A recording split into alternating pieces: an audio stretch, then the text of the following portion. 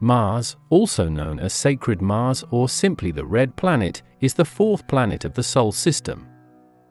It is the domain, headquarters, and principal forge world of the Adeptus Mechanicus.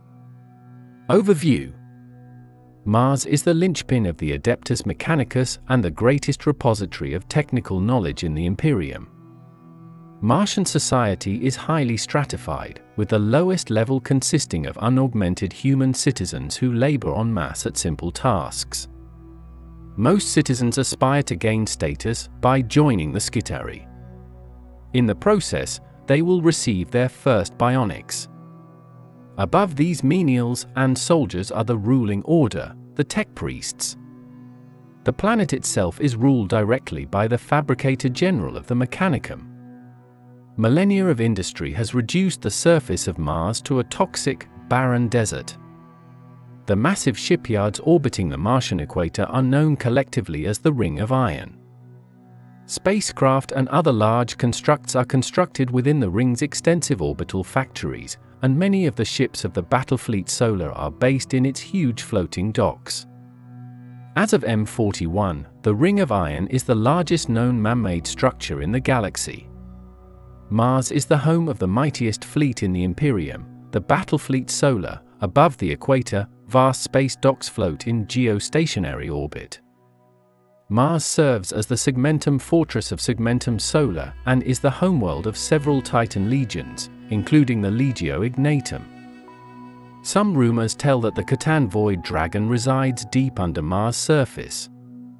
Another rumor says that the Prime Archferus Manus survived the Istvan V massacre and now resides on Mars, though this is strictly rejected by the Iron Hands. Early history. The Red Planet, as it is called, is acclaimed as a wonder of the galaxy. In the early 22nd century it became the first planet to be terraformed by humans. After being made habitable, the planet was settled by industrial cartels, and it soon developed into the first hive world and a center of industry and scientific advancement.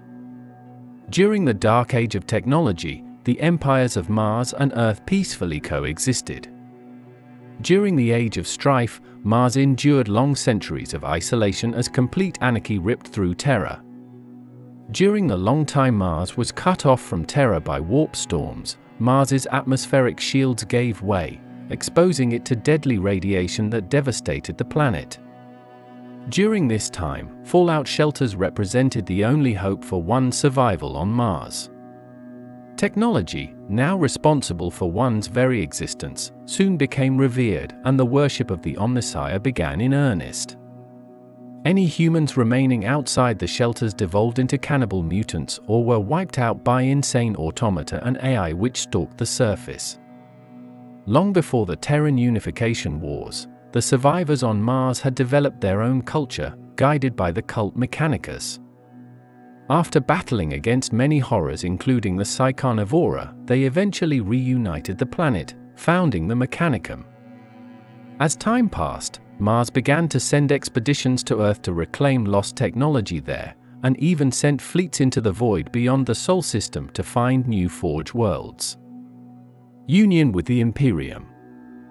Eventually, the Emperor would unite Terra and establish a union with Mars, bringing the Red Planet back into the fold. During the Great Crusade, the Titan legions of Mars marched alongside the newly created Space Marines.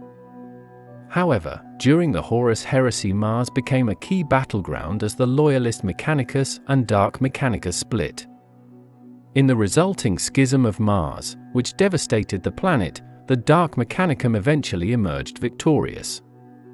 After the traitors took over Mars, the Imperial Fists blockaded the world for several years as the heresy waged, only to be liberated by Horus traitor forces during the final stage of the Solar War. The Imperium again claimed Mars after Horus was defeated in the Battle of Terra. Post-heresy. 1,500 years later, during the War of the Beast in M32, relations between the Adeptus Terra and Mechanicum degenerated due to the scheming of the then-current Fabricator General, Cubic. A crisis eventually erupted between the two powers over the custody of tech priest Eldon Urquidex. After a tense standoff, the Fist's Exemplar exchanged fire with Skitarii forces before Cubic backed down and agreed to hand over Urquidex. Mars would again become a battlefield during the North-South Mars conflict of M34. In the 41st millennium. In the age of the Imperium, Mars is home to untold billions of servitors and the cult Mechanicus tech priests, the devoted servants of its techno-arcane machine god.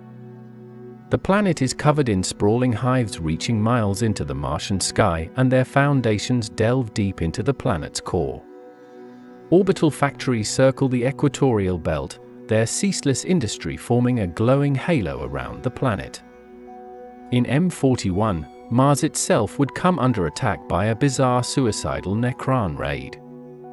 Somehow, 5 Necron Shroud-class light cruisers managed to penetrate the formidable planetary defenses of the world. After pursuing the invaders to a mining complex in the northern regions of the planet known as the Noctis Labyrinthus, defense ships were finally able to catch and destroy the Necron vessels, though only to great cost to themselves. Moreover, one ship managed to land on the soil of Mars before being vaporized.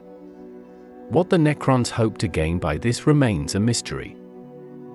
Thank you for listening to this entry from the Warhammer 40,000 Lexicanum.